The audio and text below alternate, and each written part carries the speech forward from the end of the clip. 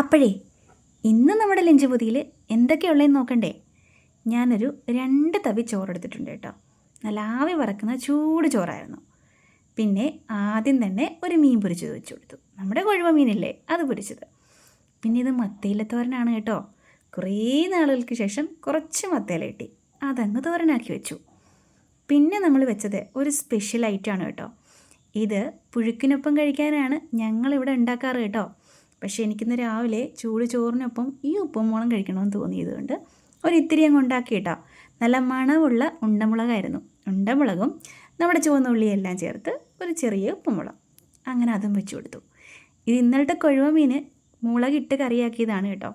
ഇതിൻ്റെ ആവശ്യമൊന്നുമില്ല, മറ്റേ ആ ഇലയിലിരിക്കുന്ന കാര്യങ്ങളൊക്കെ തന്നെ മതി എനിക്ക്. പക്ഷേ എന്നാലും ഒരു മീനും ഒരിത്തിരി ചാറും അങ്ങ് ഇരുന്നോട്ടെ എന്ന് വിചാരിച്ചു. അങ്ങനെ അതും കുറച്ച് പാത്രത്തിലെടുത്തിട്ടുണ്ട്. അപ്പോൾ ഇന്നത്തെ നമ്മുടെ ലഞ്ച് പൊതിയിലെ സ്പെഷ്യലായിട്ടുള്ള ഐറ്റംസൊക്കെ ഇത്രയൊക്കെ ആയിരുന്നു കേട്ടോ. ഇതൊക്കെ നിങ്ങൾക്ക് ഇഷ്ടമായോ? ചമ്മന്തിയൊന്നും ഇല്ല കേട്ടോ, തേങ്ങ ചമ്മന്തിയും മുട്ട പൊരിച്ചതും ഒന്നുമില്ല. അപ്പോൾ ഇത്രേ ഉള്ളൂ. ഇഷ്ടമായാലേ ലൈക്ക് ചെയ്യാൻ മറക്കരുത് കേട്ടോ.